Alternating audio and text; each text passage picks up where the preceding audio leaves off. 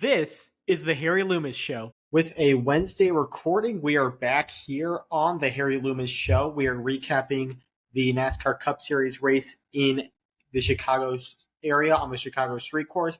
And we're going to talk about the St. Louis Blues a little bit. But first, we are going to get into the NASCAR side of things. Sorry, this is recording on Wednesday. Had some things come up on Monday and Tuesday, but we're finally going to devote time to the Grant Park 165, and it was about the Grant Park 125, 128. I forget the exact mileage of it, but it did not go the distance for the second year in a row. Alex Bowman picks up the win. He led the final 8 laps, passing Joey Hand for the lead, just like everybody would have expected, and has scored his 8th career win, his first since Las Vegas in 2022. That's how long it's been for Bowman. Just thinking about how different the Cup Series was back then. In March of 2022, Christopher Bell had 1 career win. He now has 9. Tyler Reddick had never won a NASCAR Cup Series race. He's now a 6-time winner. Maybe the biggest one of all, William Byron had 2 career wins at that point. That Las Vegas win in 2022. Since then, 2 wins in 22, 6 wins last year, 3 wins this year. He's got 13 career wins. Just completely different Cup Series since Alex Bowman last went to victory lane. But it's hard to say he hasn't earned it. He's been pretty solid all year long. His first full year back from that back injury he suffered midway through the 2023 season. And he's been knocking on the door a bit. He's been really reeling off top 10s, top 15s, getting the best finish possible. He's 11th in regular season points. But this is really one of the first races where he put himself in contention to win the race.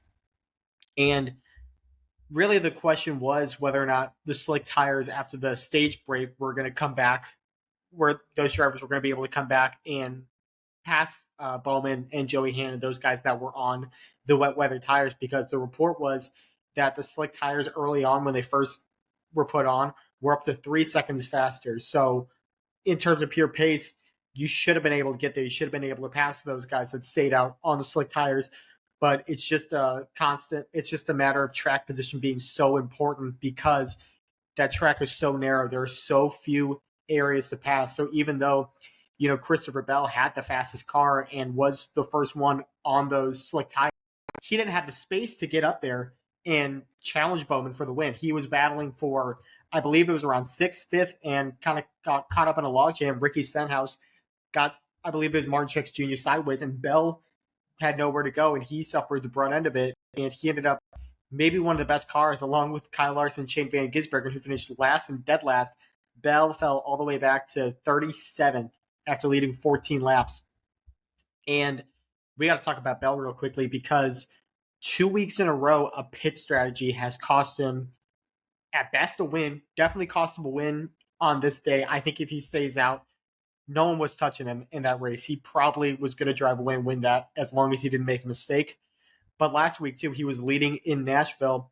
They went and tried to pit, or they went and pit, took 4 tires, and Bell was trying to make his way back, put himself in a bad position. He went up in the wall and wrecked. Just looking at those 2 races, I'm going to say he finished 11th in Nashville, because you got to remember Denny Hamlin was 1 spot behind him, and Hamlin ended up taking the lead, ran out of fuel.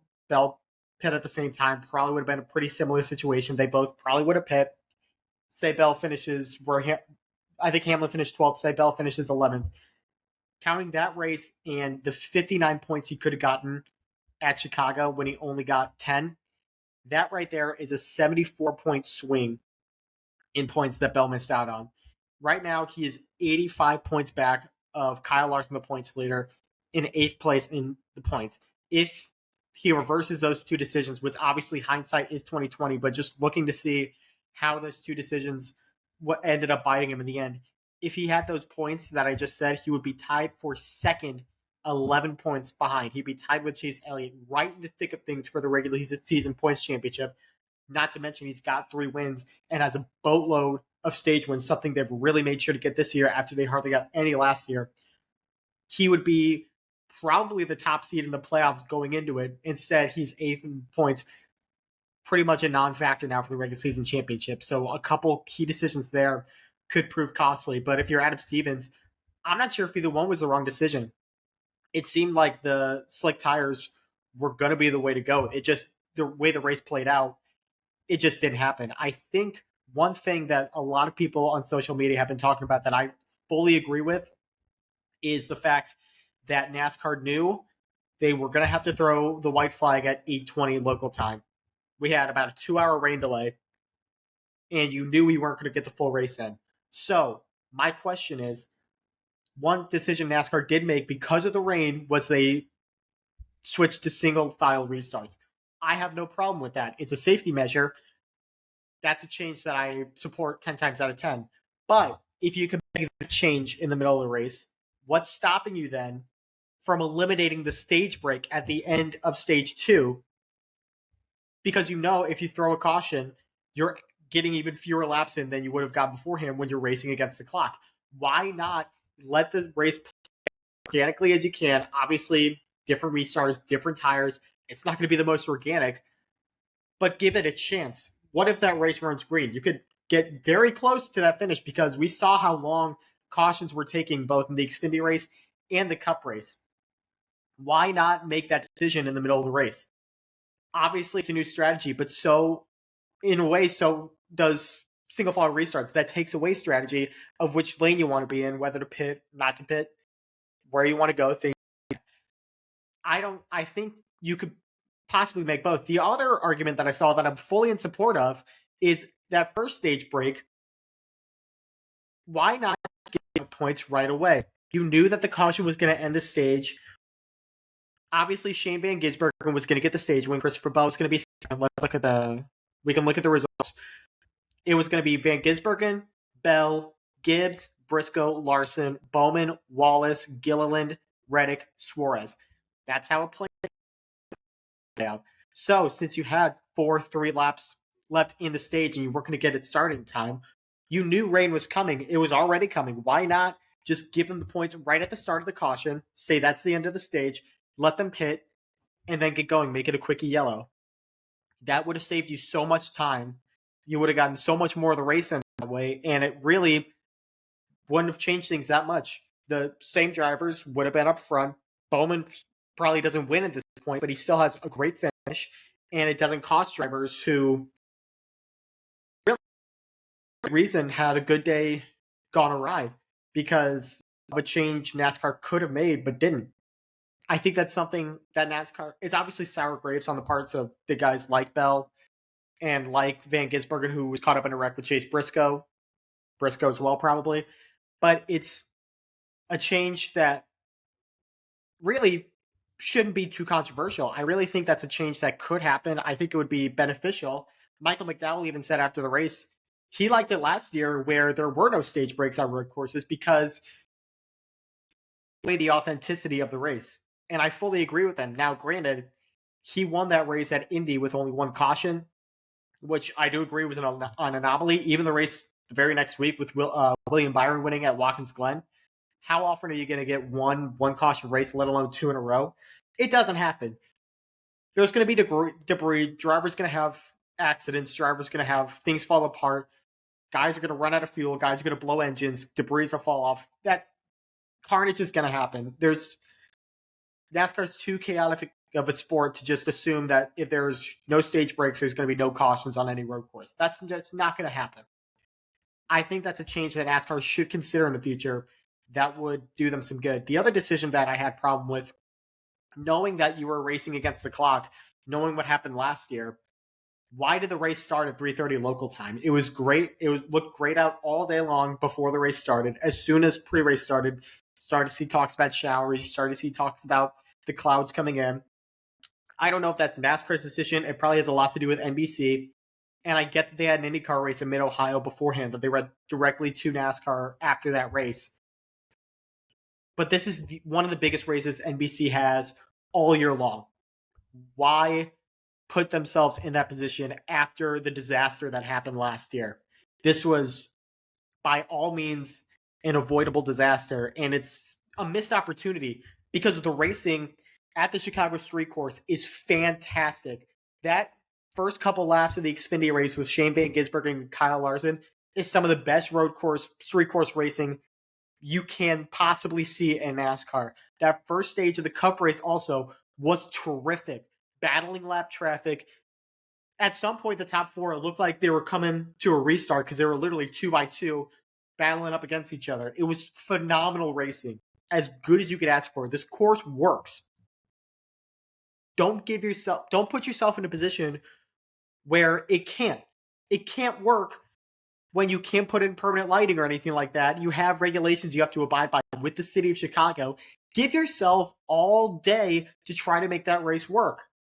And it won't be NBC's race next year. It's more than likely going to be TNT Amazon's, depending on what they do with the schedule. I would be shocked if they don't want that in that midseason tournament that they're bringing in next year. Learn from your mistakes. I feel like this race shows that NASCAR didn't learn from their mistakes.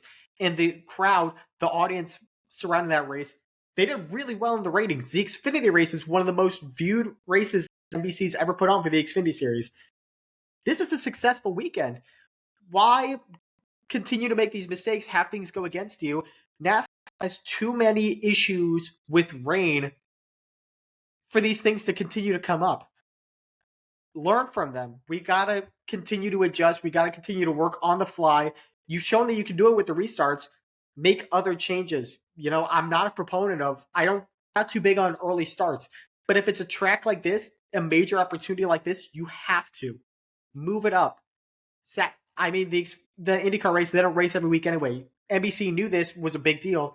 They could have scheduled that Mid-Ohio race next week when we're at Pocono, or the week before when we're at Nashville. You could have made both work. I don't understand what the decision was, but I think it's a real disappointment that we weren't able to get a full race. Chicago, this course, like I said, it can work. I wasn't big on it at the start. I still didn't know what to expect coming this year because we didn't get a full race last year. But it's a great track. The crowd looked really good. The crowd looked into it. I was worried that I was going to come into this week saying, you have to continue to look at different places. You can't solely rely on Chicago. If the people don't show up, you have to go elsewhere. The people showed up. This was a great weekend. NASCAR did a great job with this race. But it doesn't matter if Mother Nature is not going to cooperate. But if Mother Nature doesn't cooperate, we got to continue to finding ways to work around it. Now, two things I want to discuss. One, it's been a brutal couple of weeks for Tyler Reddick. We saw how dejected he was in Nashville. He probably should have won that race on that last restart.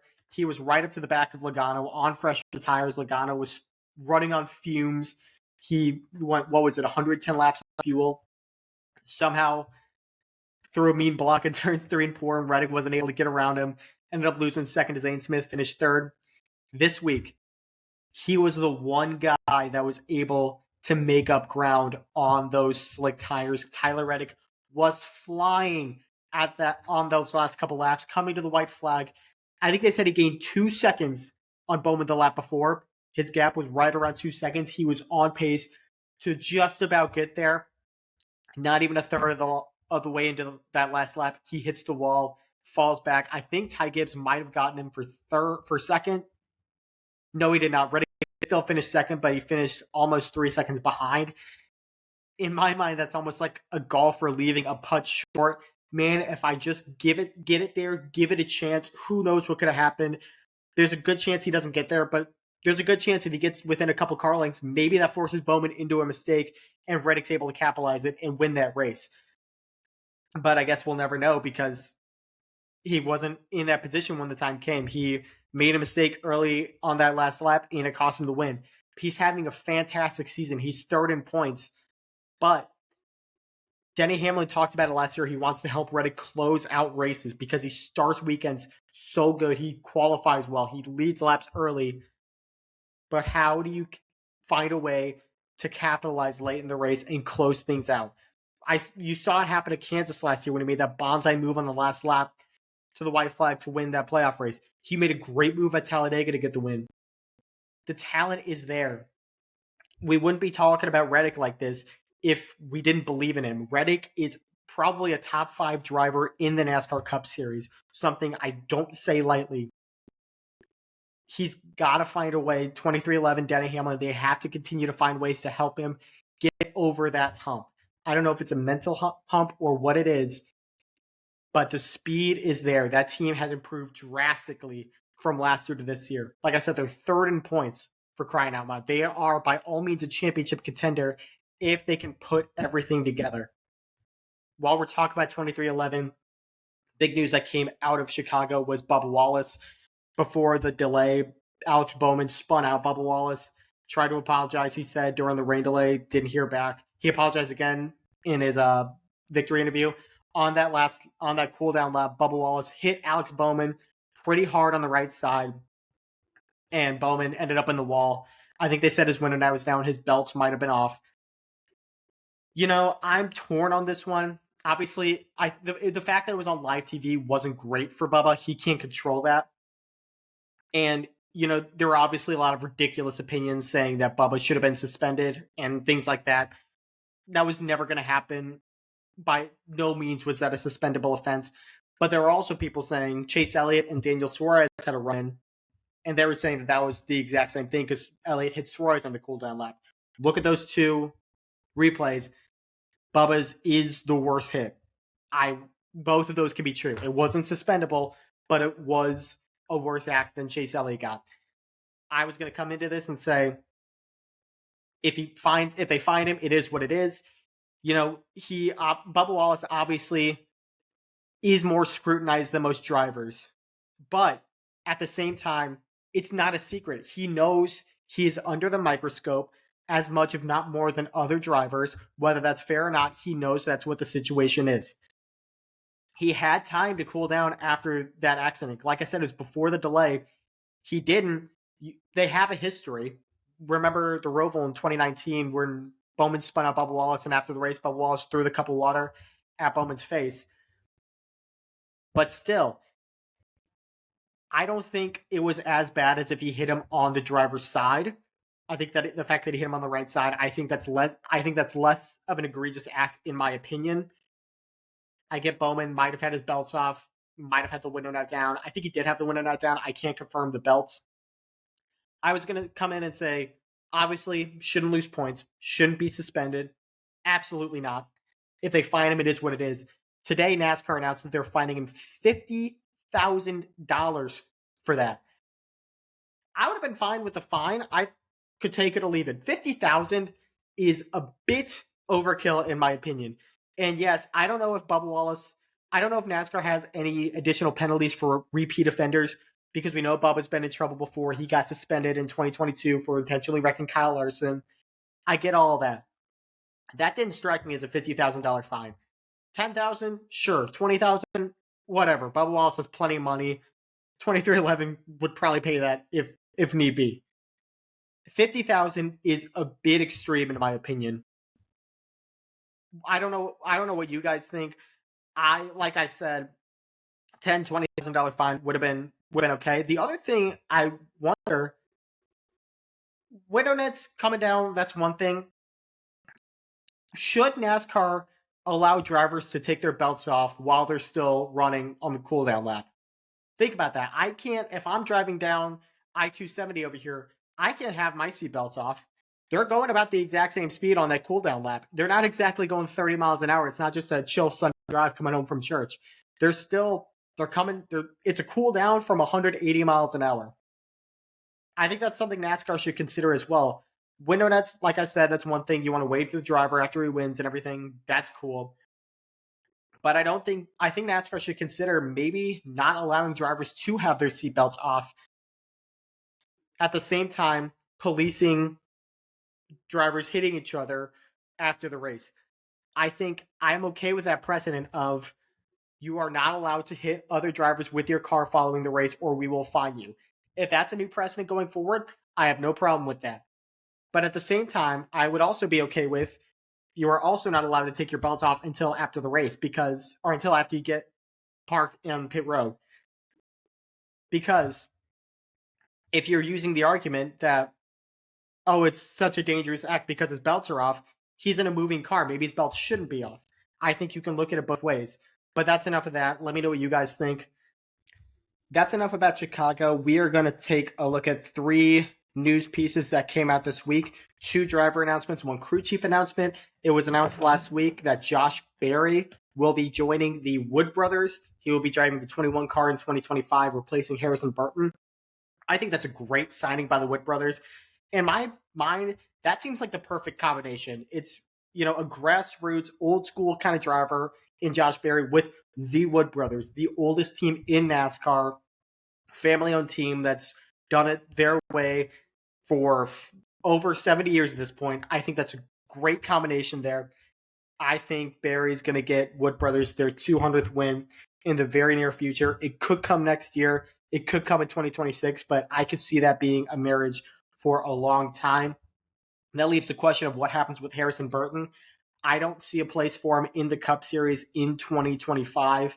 I would be curious to see if he tries to move back and find maybe a full-time Truck Series ride, a full-time Xfinity Series ride. Just go find something, be competitive, win races, get your confidence back.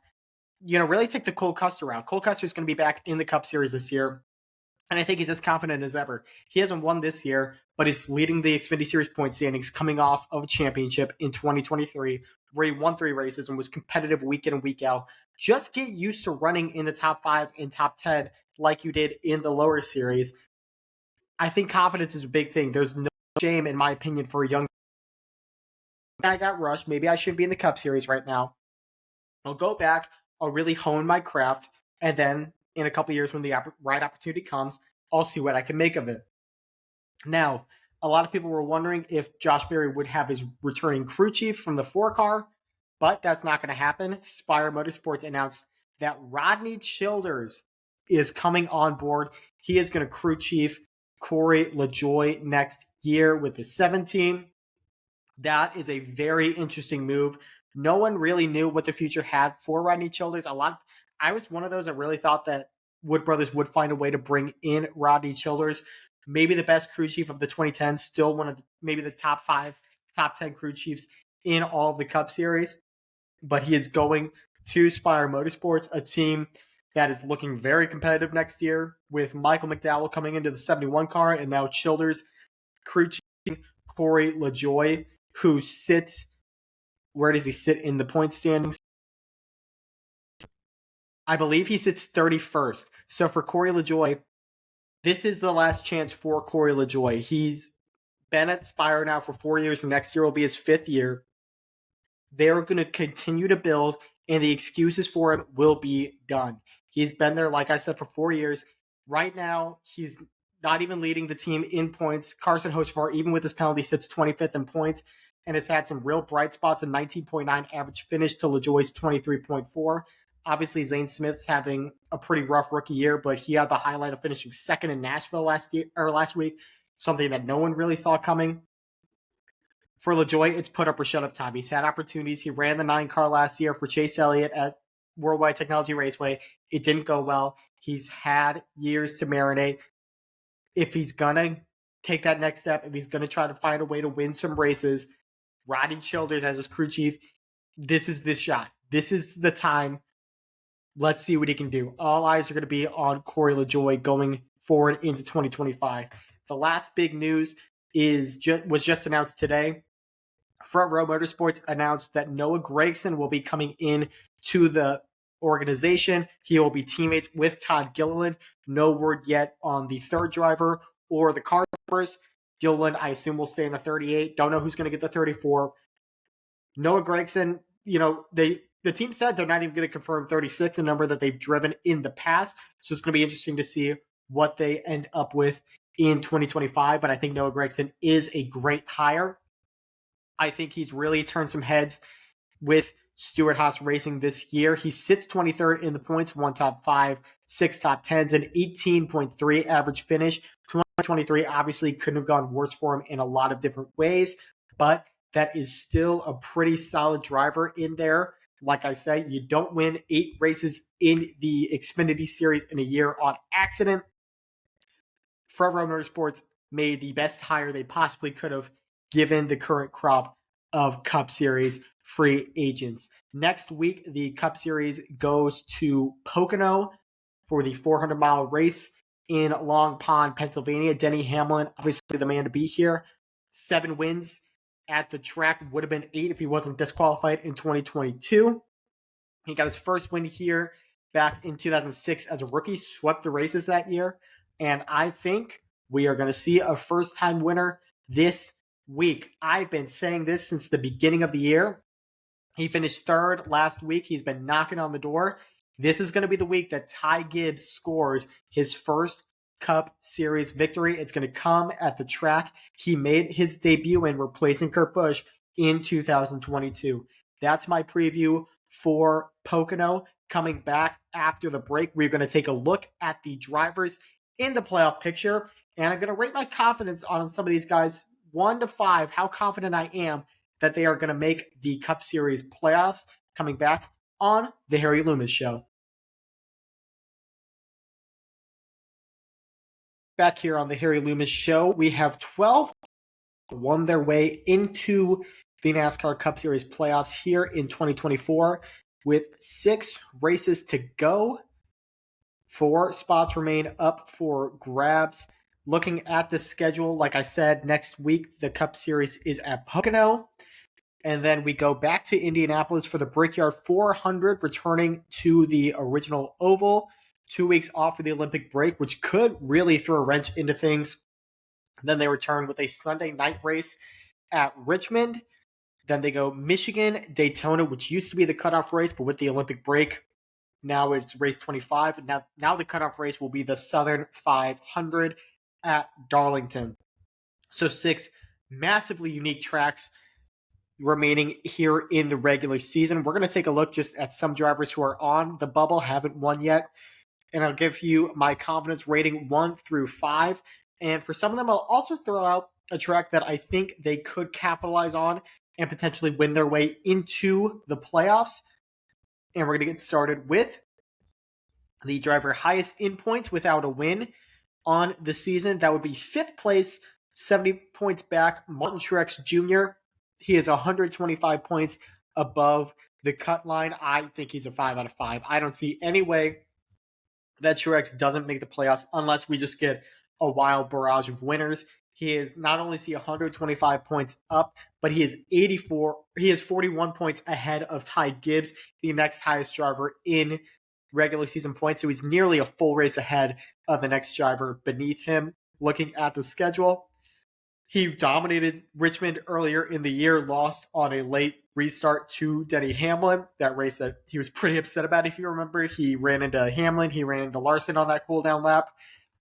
Richmond is a track that has been very good to him in his Joe Gibbs racing days. Another track that's been good to him in the past, how about Darlington? He has won there twice, 2016, the Coke 600, 2021. He dominated the 400-mile race, the Goodyear 400. That's a Truex type of track if I've ever seen one. And I think he's going to get one last win before he calls it a career as he's retiring at the end of the season. Not sure exactly where it's going to be, but I don't think he will go winless, and I certainly don't think he will be missing the playoffs. Next up, 84 points ahead, 14th seed. He is 9th in the point standings, Mr. Ty Gibbs. I'm going to give him a 4 out of 5. You know, Truex, I think, is a lot to stay ahead of him in the point standings, barring something catastrophic happening. I did pick Ty Gibbs to win at Pocono, but obviously not a sure thing, but he has been running pretty solidly all year long. He comes into Pocono 5 top 5s, 9 top 10s, 328 laps led, a 14.1 average finish. Pretty solid across the board. His average finish actually is better than Martin Truex Jr.'s, but Truex is 5th in points. Gibbs. Looking at tracks that could be good for Gibbs, he's never run the Indianapolis Oval. Obviously, he has an Xfinity Series win at Richmond as well as Michigan. Those could be tracks that could be beneficial for him. It seems like Joe Gibbs always runs well at Darlington, and Gibbs finished 2nd in the spring race to Brad Keselowski. Could also be a track for him to capitalize on, but I think Pocono is going to be a really good test to see where Gibbs is at. Can he get a win before the regular season ends? Ross Chastain is 15th on the playoff grid. He is 12th in regular season points. 2 top 5s, 7 top 10s, 13.9 average finish for Chastain. So his average finish is pretty solid, but he really hasn't been challenging for a whole lot of wins. Obviously, he was leading late in Nashville because of a pit call, but other than that, how many times have we really said Chastain might be the guy to beat today? He's looking, really competitive. He's still 53 points to the good. His average finish, like I said, is pretty solid. Chastain, I'll give a 3.5 out of 5. He's 53 points above the playoff line. He should be able to point his way in. A lot would have to go wrong for Chastain to get past in terms of points. Chastain is a guy that, Trackhouse for the most part runs pretty solidly everywhere. He's been up front at Pocono. Remember, he was leading at Pocono in 2022 before Denny Hamlin took him out. Payback for Atlanta and some other incidents as well. He's always competitive on the super speedway, so could Daytona be a spot where he possibly gets a win? He's got a Talladega win. Was right up front in the 500 earlier this year before wrecking coming to the last lap. Those could be tracks for Chastain to possibly get a win. Chris Buescher is the last driver in the playoffs right now. He's 45 points to the good. So that's what's been interesting with, guys like Legato and Bowman winning in kind of weird ways the last 2 weeks. So that's really thrown a wrench into the playoff bubble. Now there's such a big discrepancy from the drivers in to the drivers out. Buescher's 45 points ahead right now. And that's not even to mention Daniel Suarez and Austin Cindric's wins, guys that wouldn't be in the playoffs if it weren't for those wins because they are 18th and 20th in points. But that's just the state of the Cup Series this year. For Buescher, I'm actually going to give him a 4 out of 5. I have higher confidence in him than I do Ross Chastain. And the reason being this stretch of races that we're coming to. You remember how last year went. He won Richmond. He won Michigan. He won Daytona. He was great earlier this year at Darlington.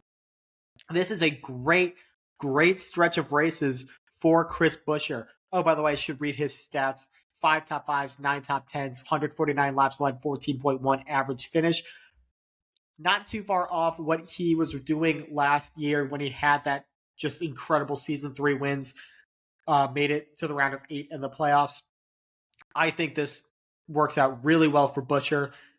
Even though he's 16th right now, I think he will almost certainly be in the playoffs. I think RFK is getting both of their cars in victory lane here in the regular season. And now we get to drivers that are on the outside looking in. First driver out is Bubba Wallace, now 45 points out. Things haven't been going great lately for Bubba Wallace. He's got 3 top 5, 6 top 10. But his runs have just not really been up to par since the Coke 600. Only 1 top 10 his last 6 races. That was a 7th at Nashville. He's only led 35 laps on the year. Hasn't led any laps since he led 6 at Darlington.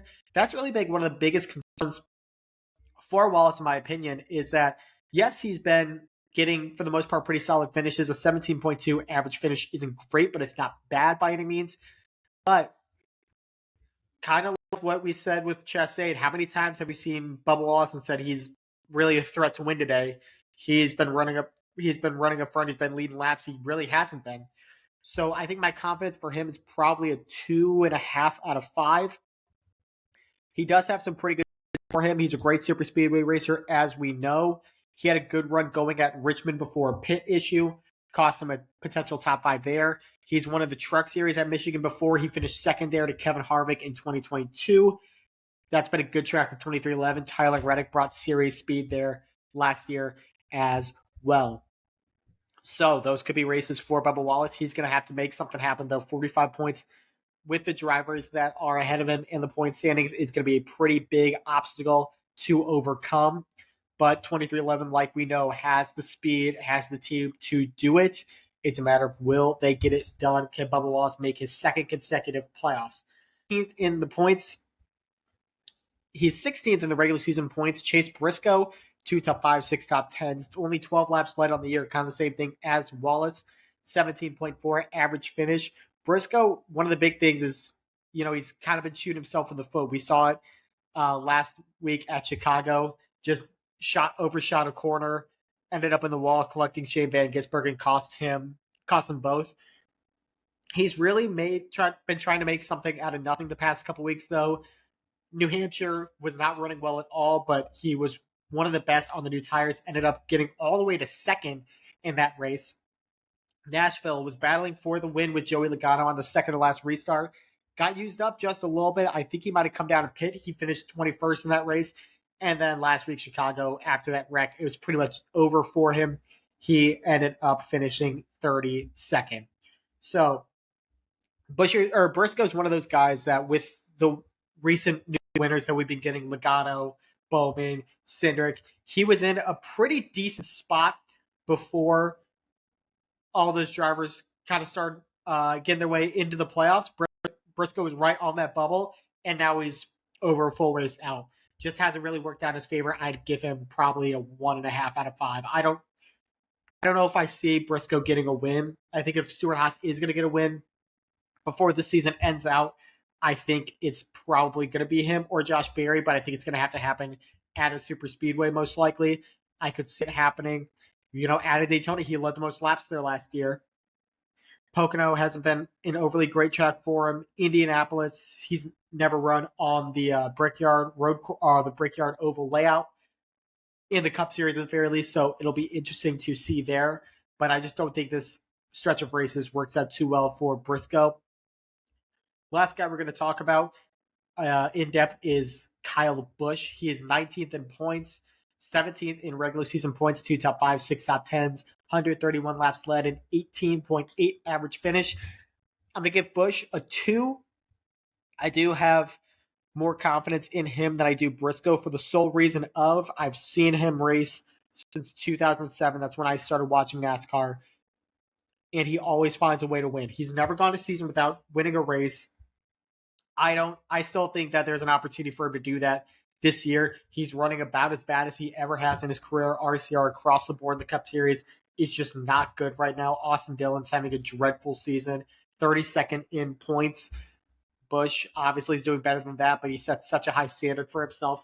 But the good news for him is he has won at every single one of these tracks coming up. Pocono, he's got 4 wins, all since 2017.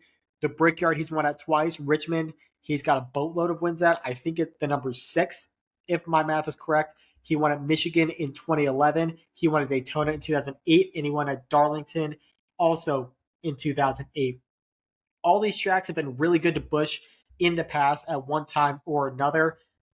I really do believe I will believe it. I'll believe he's done when I see it.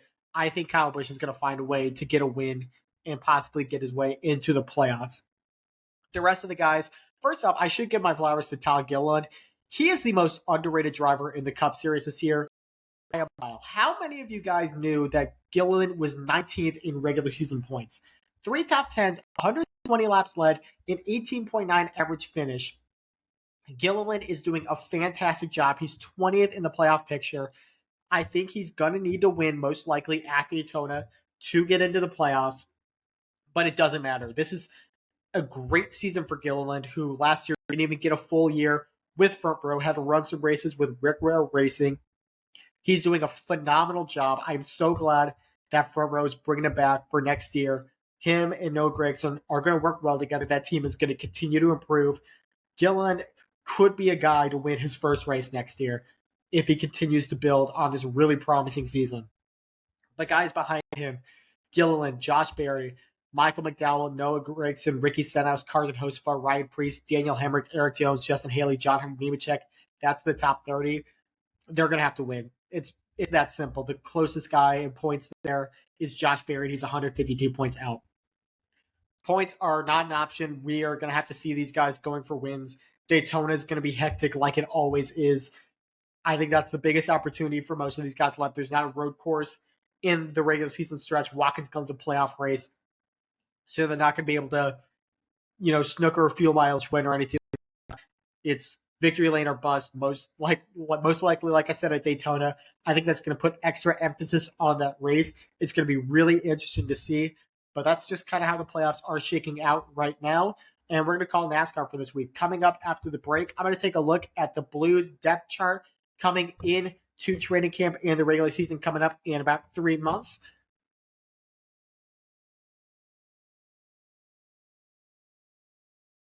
We are back on the Harry Loomis show, and now we're going to get to the talk of the St. Louis Blues. Last week, I did a video talking about the Mathieu Joseph and Radek Faksa acquisition, as well as late into the game, bringing up the Pavel Buchnevich signing, because that came out about 2 minutes after I finished recording my thoughts on the Joseph and Faksa deals. And I should have just kept the camera rolling. Not even 2 hours after that, the Blues announced the signing of Pierre-Oilvier Joseph, formerly of the Pittsburgh Penguins, a left shot offensive defenseman, the brother of Mathieu Joseph. He's going to be joining the organization. So now is as good a time as ever to look at the depth chart for the Blues this upcoming season. And you'll notice right away there are a lot of forwards on this team. I did the positions by, I believe it was Puckpedia. I just put the position that they are listed in, with the exception Jordan Kyrou is listed as a center. I've never seen him play center. He's going to be Robert Thomas's right wing, more likely than not. It's going to be Pavel Buchnevich's or Brayden Schenn's. He's going to be a right wing, plain and simple. Now, looking at the roster right now, Jake Neighbors has established himself. He's going to be a top 6 left winger. Don't have a problem with him playing with either center, whoever. He was remarkable this past year. Better than we possibly could have imagined. The Blues' best net front presence in quite a while, probably since David Backes. He's going to be on the team for the long haul. I'm really curious to see what his post-entry level contract looks like, if they're going to give him, the 8-year deal that they gave the likes of Thomas and Kyrou, or if they're going to give him a bridge deal, wait a little bit, and then give him the money. With the salary cap increasing, I could really see it going either way. I wouldn't have a problem with it one way or another if the price is right. Brandon Saad, I said last video that he could be a guy possibly getting traded. I've seen him on the block on those possible trade target lists. He's been up there the past couple weeks. He's a guy I like having on my team. He'll get you 20, 25 goals. He's a good guy to have on your team, a good half point per game kind of player, but it's just a matter of, do the Blues have a reasonable spot for him, making over $4 million this year and next? Could be a really nice get for a playoff team needing a little bit of depth. Next two guys on the left wing side are interesting. Nathan Walker, I would be surprised if he's on the opening day roster, simply due to the number of players. He's been in the organization since 2019-20. Everyone loves Nathan Walker. He scored a hat trick against Detroit a couple years ago.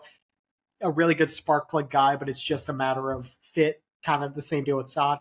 Next up is Nikita Alexandrov. He's a restricted free agent. I don't believe he's been signed yet, but I would have a hard time believing he's not on the Blues, in the Blues organization come start of next year.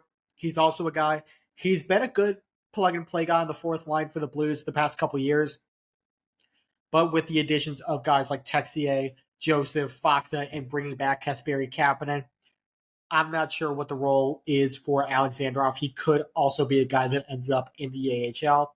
You could see some of the, you see the boatload of centers the Blues have. That's 8 guys I listed. You could see a couple of them end up on the left wing side. Next up, we're going to go to the centers. The most obvious position right now is that Robert Thomas is the Blues' number 1 center. He was fantastic last year. 86 points, I think it was, career high goals, assists, and points. That contract is looking excellent. He's not going anywhere. Brayden Schenn, the Blues captain, I believe he has, if my math is right, I want to say 4 years left on his contract. I believe he signed it at the beginning of the 1920 season when he was pending, but he got locked down for a while. He's making $6.5 million per year. Wasn't great last year. We're possibly going to see him move to the wing. I also would have no problem, depending on how the roster plays out, moving him to the third line center. Kind of in an Alex Steen role, just him moving down the lineup and having multiple scoring lines. I like that potential idea. Zachary Bolduc is a guy that I really liked last year. I thought he did really good things. He did play off center a little bit at the end of the year. Last game of the season, I believe he was on the first line with Brayden Schenn and Robert Thomas. He did good things there. He's a guy that should be playing every day. No ifs, ands, or buts about it. I could see him being a guy that could also be playing third line center. I would like to see him work his way up and try to get that second line center role along with Dalibor Dvorsky. I'm not sure if he will be on the Blues come opening day. I would love to see him, but it's got to be in the right situation. That's the biggest thing. It doesn't make sense for him to be playing, fourth line if that's the only spot for him. At that point, just keep him in the AHL. Just let him continue to work on his game, and when he's ready, we will give him the spot that he deserves. I could see. We'll get to this in my preseason or my opening line potential roster. I could see him being a guy that plays maybe that first or second line winger spot. I could see him and Bolduc maybe splitting time in that role. If Dvorsky's on this team, he's another guy that should be playing every day, no doubt about it. Zach Dean did good things at the end of the year. He's a guy, Bolduc and Dvorsky, I'm against them playing, fourth line, bottom 6 minutes, just because that doesn't really fit their play style. I think it fits Zach Dean's play style a little bit more. He didn't look out of place on that fourth line. I'm curious to see what the outlook is for him going forward. The Blues got him in the Ivan Barbashev trade. He's a first-round pick in 2021. By all accounts, a really solid prospect, and the Blues should be excited to have him. But the team is just so crowded right now, and bringing in 3 forwards it's going to be really interesting to see how Drew Bannister works on that bottom 6. Some of the new guys that were brought in, Radek Faksa from the Stars, he's going to be third or fourth line center. Really reliable defensive forward. The Blues, obviously, I'll always take a defensive forward. I'll always take extra help on defense. I have no problems with him whatsoever. Alexander Texier is listed as a center. I think he's probably going to be playing third, fourth line left wing.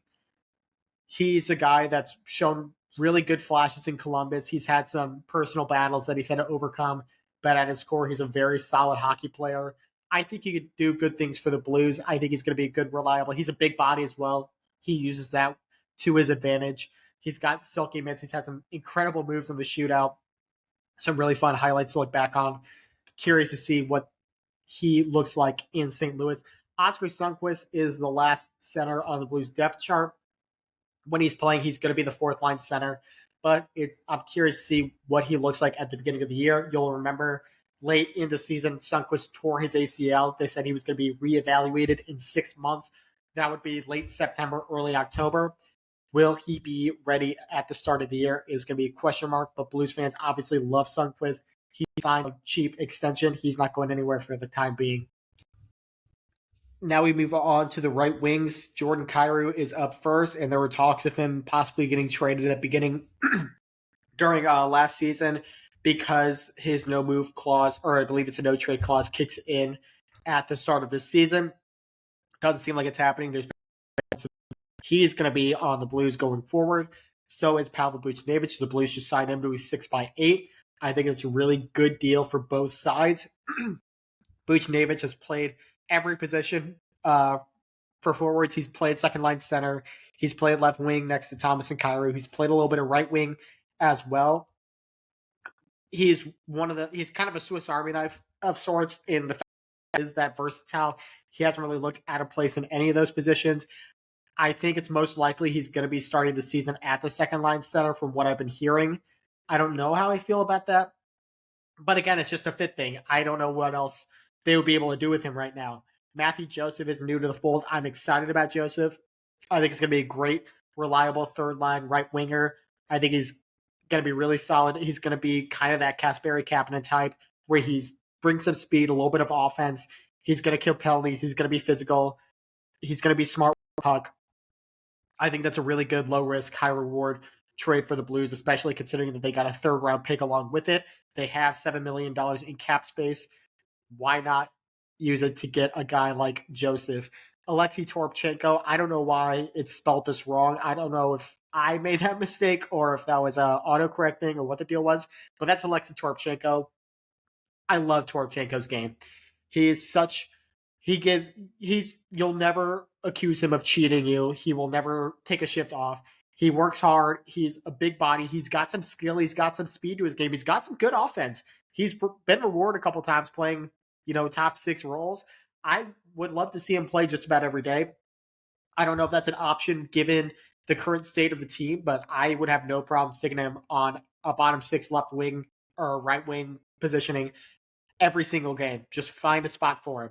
Last up is Kasperi Kapanen. With the moves that the Blues have made, I'm more surprised that Kapanen is a part of the team. But looking at the state of the Blues bottom 6, one thing that he has that the team kind of lacks in the bottom six is a left-handed shot. The only he's a right-handed shot. The Blues have a lot of left-handed shots. The only right-handed shot likely in the bottom six right now is Oscar Sundqvist when he's available. If nothing else, that's a good asset to have. So Kapanen at a 1 year, $1 million deal. I don't expect him to play every day, but it seems like he's going to be a fit. Moving on to the defense now, it's the same as last year. Scott Perunovich is back on a 1 year prove-it deal. Matt Kessel did great things. He should be playing just about every day on that third pair right side. The addition is Pierre-Oilvier Joseph on a cheap deal. He's another offensive defenseman, kind of similar to what Torrey Krug and Scott Perunovich do. It'll be interesting to see how Drew Bannister uses him as well. In addition to Blues goalies, nothing changes there. Jordan Binnington and Joel Hofer, if they play like they did last year, the Blues are going to be in pretty good shape. They're going to be right on that borderline of possibly being a playoff team. The defense is going to continue to have to play well. Colton Parayko had a great year last year. Guy, if this is the team, if they're not making any moves, guys like Krug, guys like Leddy, guys like Falk need to step up. Falk has, we've seen what Falk is capable of. He needs to get back to that 2021-22 form where he was probably the Blues' best defenseman. Injuries obviously have been a problem with this team. Guys like Krug, Falk, Leddy need to continue to stay healthy.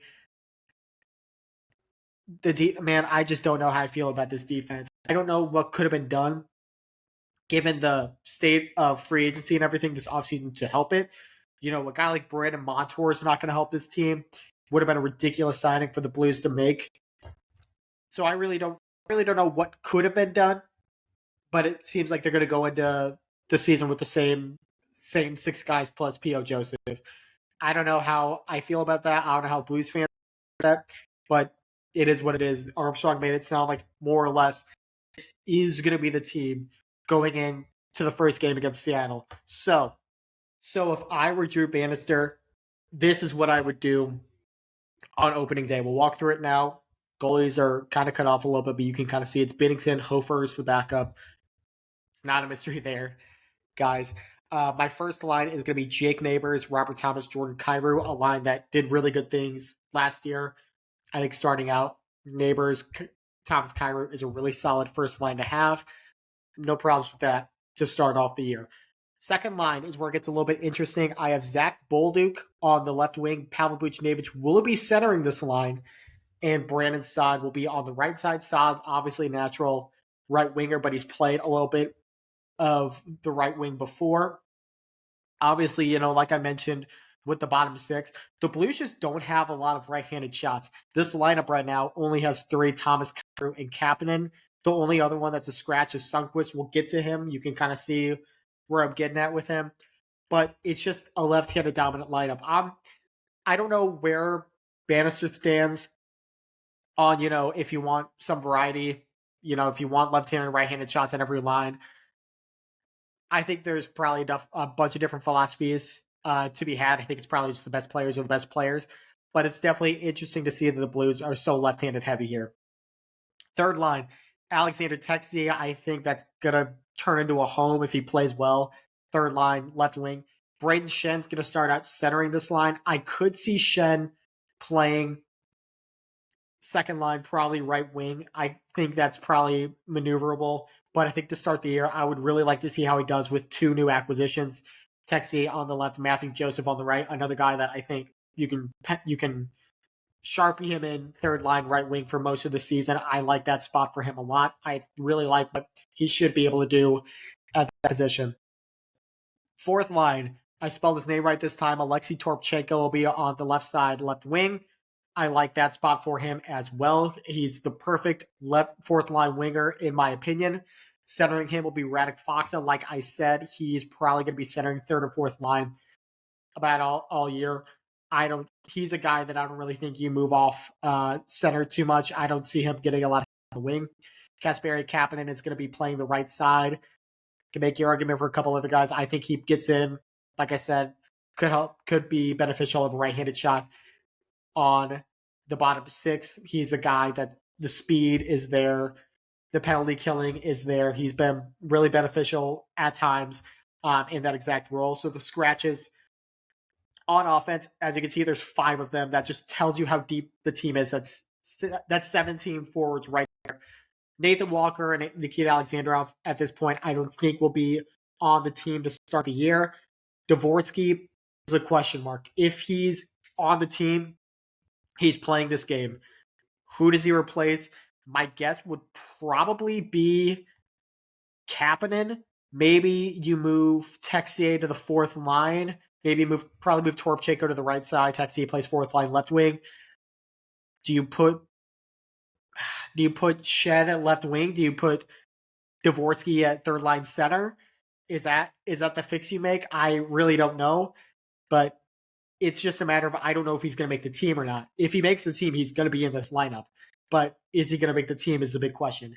Zach Dean is another guy I think should be on the team. I don't think he's going to be an everyday guy, though.